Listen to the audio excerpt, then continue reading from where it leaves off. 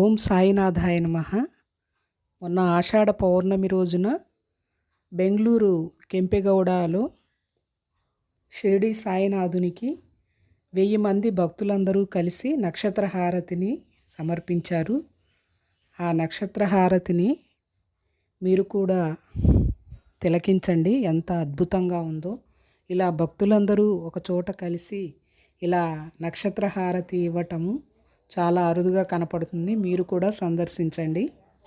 Sairam Jaya Sairam మణిముకుటధర Sairam.